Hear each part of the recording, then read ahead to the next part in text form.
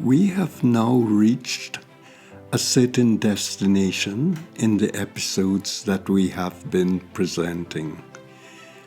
Our work has been very intentional and deliberate, and we have reached the stage where we need to take it one step more, where we build in the experience for each of you so that you can accelerate your spirituality.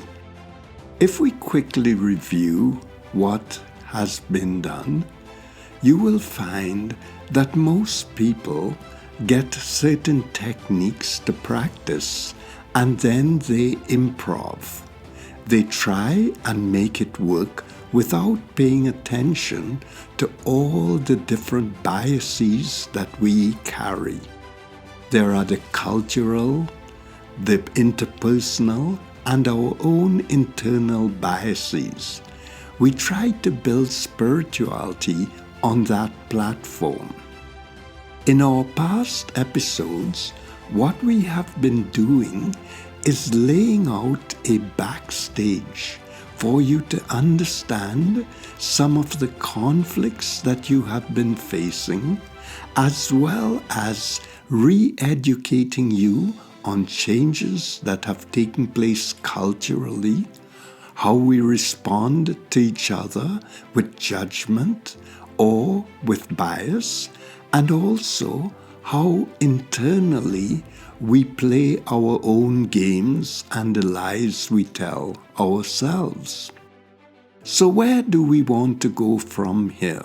Because what we have been doing is building the backstage of your operatic performance in spirituality.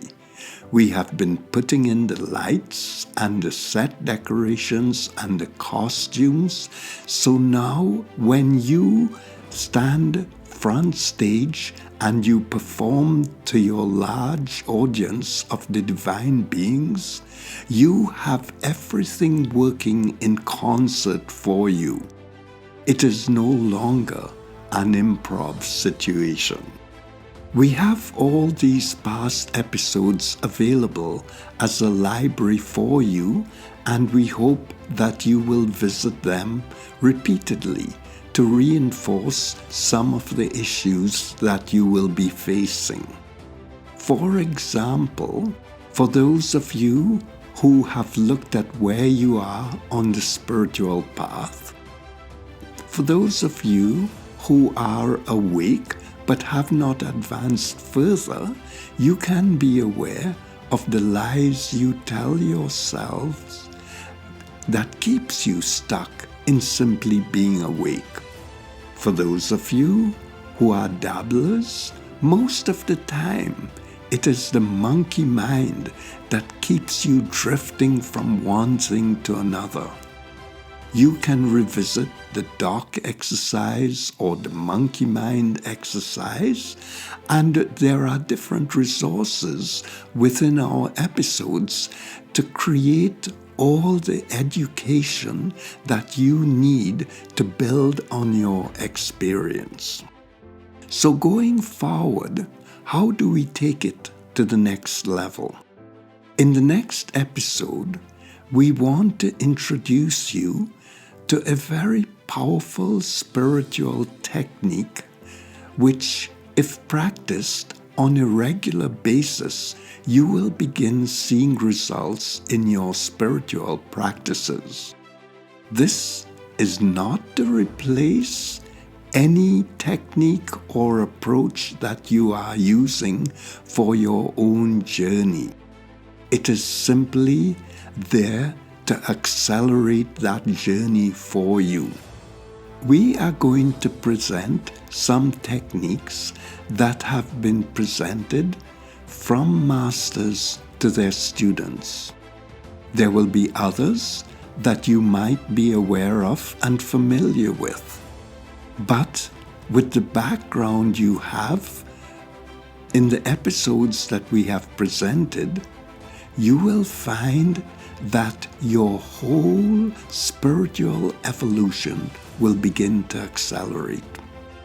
In our series on Tantra and sexuality and spirituality, it is intended to help you to normalize your understanding or your biases around sexuality. Remember that eroticism is a form of ecstasy. And once you are on the spiritual path, the goal is to have that ecstatic experience, which may begin as eroticism.